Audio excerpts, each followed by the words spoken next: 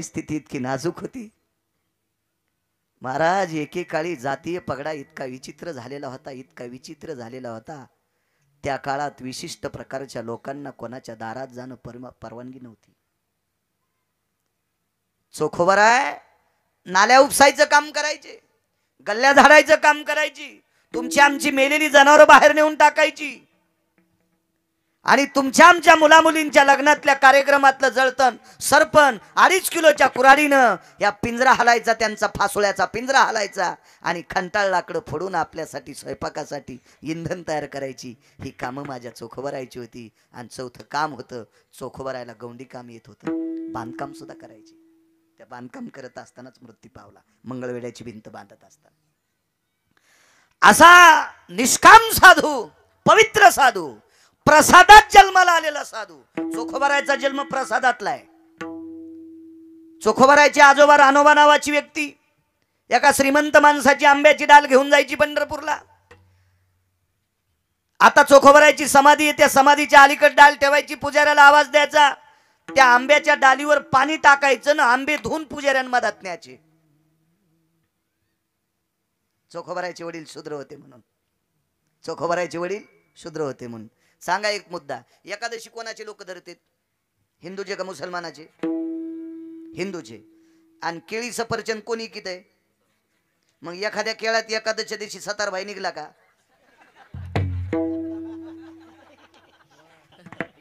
पाहिला का चाऊस मी एखाद्या केळात तुम्ही?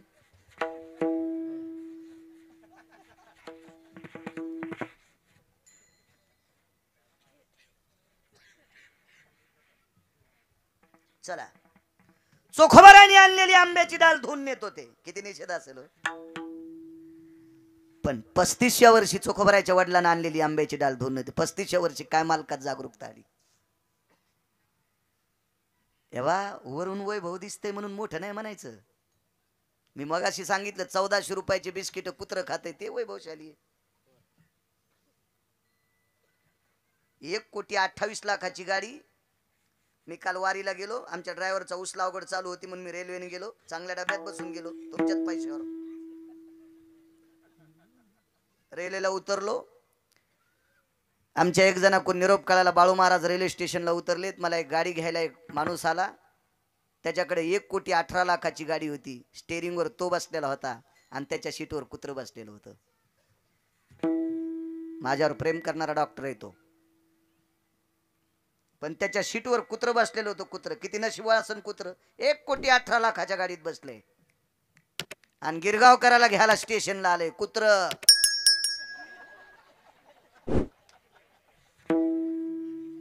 1,18,00,000 रुपये खर्चिणाऱ्या 2 पायाच्या कुत्र्याला अक्कल नाही. 4 पायाचं कुत्र कुठं बसवा. मला पाहिलं तरी कुत्र सरकत नव्हतं. मी मागच्या सीटवर बसलो. कुत्र्यानं उलट काच खाली केल्याच्या नंतर दोन्ही बाहेर काढले. मला पाहिलं, जीभ बाहेर काढलं. त्याची इच्छा होती याचा गाल चाटावा, पण मी त्याच्या मालकासारखा हरामखोर नव्हतो कुत्र्याच्या जवळ गाल न्यायला. अरे लय लोक कुत्रे श्रीमंत आहेत. कुत्रे कोणालाही श्रीमंत म्हण जाऊ नका. माणसं 4-2 लाखाच्या गाडीत बसले म्हणजे काय एवढं तुम्हाला असा गागा येतो त्याचा? हे लयच मोठा आहे नका म्हण जाऊ कोणाला मोठे. हे फसफस केलेले आंबे कुठे दिसत असते, काय नसते त्याचा. इजळलेले आंबे असतात, लोणचं होईन, आंबिलं होईन, तकू होईन आणि माछ घालावं तर रस होईन. असं बळबळ जाऊ नका, बळबळ जाऊ नका. काय नसतं त्याच्यात. बाबा पान केवढ्या गाडीत आली. मग का आता दे तू जीव त्याच्या गाडी खाली. हा लोकांचा भाव मोठं दिसलं की त्याला मोठं म्हणायचं. ते चोखोबरायचे वडील सामान्य 35 वर्ष सेवा केली. पुजाऱ्याला किती आदर असावा? आदरच नाही, आदरच नाही, आदरच नाही. पण 35व्या वर्षी चमत्कार घडला. डाल सोडल्याच्या नंतर एक आंबा चोकल्याला निघाला, अर्धाच चोकल्याला. बांधलं रानोबाला रात्रभर. रात्री 1 वाजता पुजाऱ्याच्या स्वप्नात विटेवरचे मालक आले. हे पुजाऱ्या, आंबा रानोबान नाही चोकला, मी चोकलाय. आणि राहिलेला अर्धा आंबा तू नाही खाचा, रानोबाला देऊन टाक. कष्टा सुटोस तर लटवाय लटन, कष्टा सुटोस तर पुजारी गेलं. आणि रानोबाच्या चरणावर डोकं ठेवलं चोखोबरायच्या वडिलाच्या. विटेवरच्या मालकाचा संदेश, आंबा तुम्हाला. वंजळीत आंबा घेतला. काय निष्ठा मालकाच्या प्रसादावर, किती निष्ठा प्रभूच्या प्रसादावर. किती निष्ठा विटीवरच्या मालकाच्या प्रसादावर. बिना चंद्रभागेच्या कडीला जोडा काढून ठेवला, तसाच ठेवला. घरी पळत गेले आणि पत्नीला सांगितलं, लक्ष्मी मालकाचे दात आणि ओढ जीभ लागलेला प्रसाद आहे विटीवरच्या मालकाचा, धर तुला. पत्नीला दिला. झालेल्या मुलाचं नाव ठेवलं चोखोबा. आंबा चोखून खाल्ला होता. मुलाचं नाव ठेवलं चोखोबा. अशा प्रसादातले चोखोबा आहे. पण त्या काळात तुमच्या माझ्यासारखी भडवे त्यांना जवळ येऊ देत नव्हती. तुका म्हणे नाही जाती सवे काम, ज्याचे मुखी नाम तोची धन्य. सांगा एखादी जात आहे का त्या जातीत दारू पित नाहीत?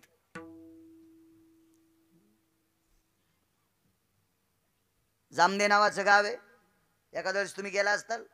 2530 मतदान पारधी समाजाचं. पारधी समाजाचं जामदे नावाचं गाव. कृष्णाजी माऊली जायखेडकर प्रसिद्ध महात्मा होऊन गेले खानदेश मध्ये. त्या महात्म्याच्या कृपेने 450 पारधी समाजाची माणसं माळकरी झालीत. 450 लावर चित्र सशी रानडुकर धरणारे. तिथे किर्लोस्कर नावाचा एक व्यक्ती आहे. तो जामदे ते पंढरपूर दोघं नवरा बायको लॉकडाऊन मध्ये पंढरपूरला पायी पायी. ते म्हणलं पाणी पण देऊन गेली लोक. मी पंढरपूर मध्ये आल्यावर पाहिलं त्यांना असं पाय खोड्याच्या नंतर एखाद्या लसणाच्या काचुळ्या निघत होत्या, अशा पायाच्या काचुळ्या निघत होत्या. पारधी समाजाचा माणूस पारधी. दोघं नवरा बायको वड्या खोड्याचं पाणी पित पंढरपूरला गेले.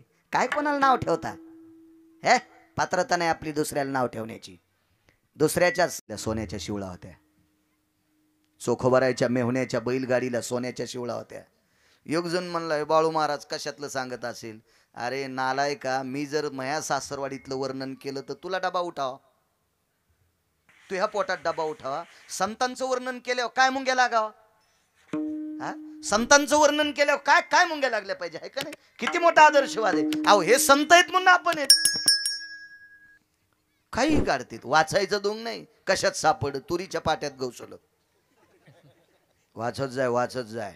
मला वाचायचा नाद आहे महाराज. मी 250 ग्रंथ वाचिले, 127 बाकीचे पुस्तकं वाचिली. मला वाचायचं नाद आहे. हो, आता चष्मा दिलाय. परवाला मागच्या आठवड्यात नागरेश्वरन आम्ही एका हॉस्पिटलला गेलो तर आमचे इंद्रजित सर आहेत, त्यांच्याकडे चांगला जवळचं वाचायचं दिलंय. वाचित राहत असतो. आमचं ड्रायव्हर आजच म्हणलं तुमचे डोळे लवकर जातील. म्हणलं जाऊ दिन, वाचिता वाचिता. लोकांचे काही पाव पाव चालले, तू काऊन ताण घ्यायला? हे ग्रंथ वाचिता वाचिता जातील. हाय पोरग धरीन माझ्या हाताला, नाही तर तू धरी जाय. तुला 7-8 एकर जमीन नावची करून देतो. म्हातारपणी तू माही काठी धरी जाय. काय ताण आहे त्याला? मला कुठं काय देवीचं तेल देवीला आणि भोत्या आला घाईला, काय ताण आहे त्याच्यामध्ये? ते म्हणलं काय हरकत नाही. आता झालं नाही वाटाणाची आमची गावकरी. तुमच्या बहिणीकडे भरपूर गायी येतात. एखादी गाय आणा. ते चोखोबराय होते. बहिणीला दिपाळीला साडी चोळी देता आली तर देवा, पण बहिणीच्या घरचं खाऊ नये असा वारकरी संप्रदायामध्ये पुराणामध्ये एका पुराणामध्ये 3 श्लोकाचा पुरावा मला सापडला. बहिणीचं खाऊ नये. पण बाई किती हुशार होत्या. बहिणीची गाय आणा. पैसे नाहीत म्हणून विकत घेता येत नाही. पैसे नाहीत म्हणून विकत घेता येत नाही. आणि तुमच्या बहिणीच्या गायीचं दूध फुकट खायचं नाही. सध्या गायीची सेवा महाराष्ट्राच्या मातीमध्ये मी 2500 गोशाळेमध्ये बाहेरून संदेश ऐकला. बाहेरून मला एकही गोशाळावाला भेटला नाही की तो म्हणला नाही की मला 5 पोर बाबांना निधी दिला नाही. माझ्या पाहण्यात जेवढ्या गोशाळा आल्या, मी 3793 गावं. तुमच्या गावातलं आजू पहिलं कीर्तन आहे का? दुसरे? मग तुमचं गाव नकोय. 3793 गाव पाहिले. एवढ्या गावात आतापर्यंत जितक्या जितक्या गोशाळा भेटल्या त्या गोशाळेला आदरणीय पूजनीय सद्गुरू पाचपोर महाराजांनी निधी दिला. त्यांना जे समाजातून प्राप्त झालं कीर्तनात रामायणातून ते सडळ हातानं. मागे एकदा मी गेलो, आमचे पाटील सर आहेत याचे कर्नाटक मधले. ते म्हणले आमच्या इथं कार्यक्रम केला, नर्मदा परिक्रमा करणाऱ्या लोकांसाठी 30 तेलाचे डबे पाठवले. 30 तेलाचे डबे. नर्मदा परिक्रमा करणाऱ्या काही वारकऱ्यांना रस्त्यात अन्नदान व्हावा म्हणून 30 तेलाचे डबे माझ्या फोनून फोन पे केलं म्हणे. मला देऊत नका पैसे, तिकडे टाका त्या संस्थेला. काय वागणं असेल होय साधूच. गथुडे बांधणारे तर लय पाहिले मी, त्याच्यातला मी पण एक आहे. पण दादा पाटील मी करणार आहे, हसू नका. करणार आहे काहीतरी, करणार आहे, हसू नका. पण मी ज्या दिवशी करीन त्या दिवशी सांगेन, आधी बोलायचंच नाही. करीन करीन, फक्त तुम्ही सगळ्यांनी मला आशीर्वाद द्या. माझ्या हाताने एक चांगलं काम व्हावा असा तुम्ही मला आशीर्वाद द्या. कारण मला तसा गागा बी नाही, मीच करीन म्हणून तसं नसतंय. ते गागा आणायचंच नाही, हे सगळं त्याच्या हातात आहे. एका बाई नवऱ्यानं सोन्याच्या तुट्या लावल्या घरात.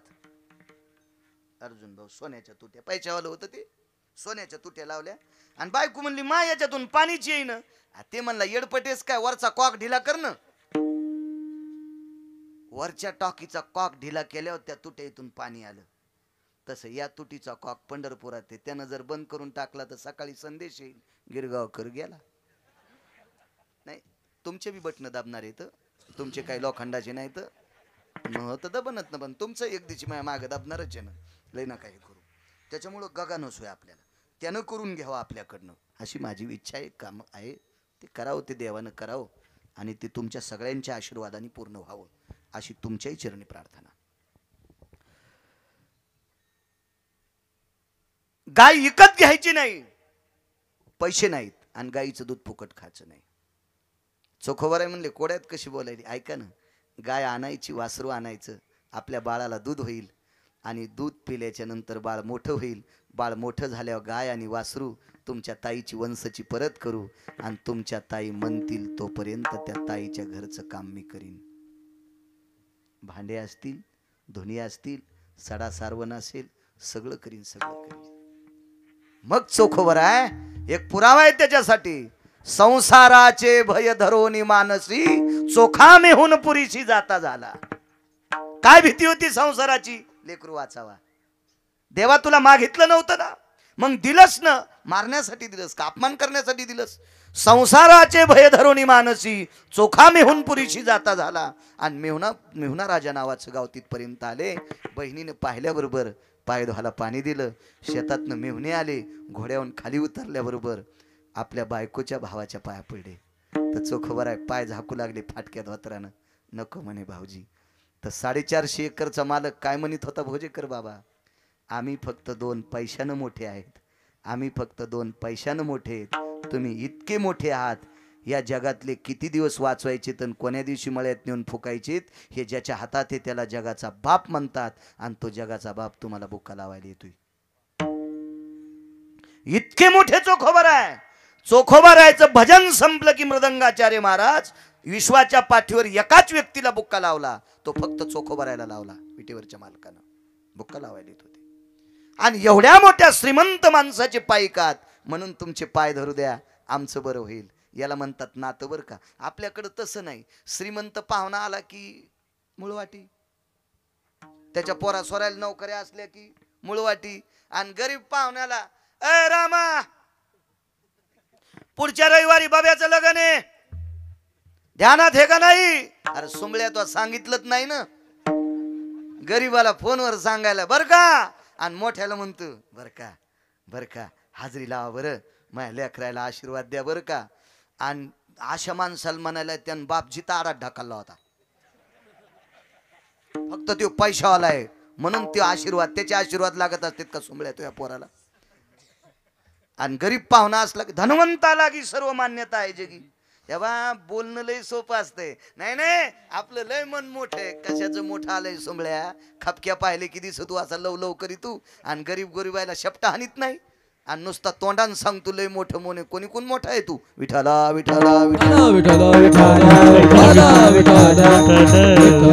तेव्हा चोखोबारायला पाचट नव्हती, उसाची पाचट देत नव्हते. पाचट मेलेल्या जनावराचं चामडं काढायचं, जनावर पुरून टाकायचं, ते चामडं रंगवायचं, आणि रंगवलेलं चामडं झोपड्यावर टाकलं, त्याच्यात संसार केला. आणि विटेवरच्या मालकाचं भोजेकर बाबा भजन केलं.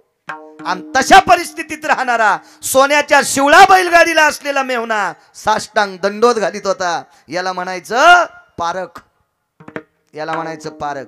गरीब असेल, आचरणशील असेल, त्याच्या छातीला छाती लावा. रक्ताच्या नात्याचा असेल, भडवा असेल, त्याच्या लांब पावलांना लांबून जा. काय करायची श्रीमंती त्याची, काय करायची. एका गावात गेलो म्हणले यायला मालक म्हणतात. म्हणलो काऊन? यायला 900 एकर जमीन आहे, सप्त्यात पट्टी रुपया देत नाहीत. मी म्हणलं तुला पाप लागन उद्या मालक म्हणशील तर. माझ्या कानाला पण पाप लागत म्हणलं. त्याला मालक म्हणलेलं मला काऊन सांगितलंस? जमीन 900 एकर आणि सप्त्याला रुपया देत नाही आणि त्याला अख्खं गाव मालक म्हणते. गावालाच हाणायला पाहिजे. रुपड्या देणं सप्त्याला आणि त्याला मालक म्हणायले. एक जणाच्या पलंगाला सोन्याच्या इटा म्हणले, त्याच्या पलंगाला सोन्याच्या इटा आणि बाप मंदिरात बसला भीक मागत.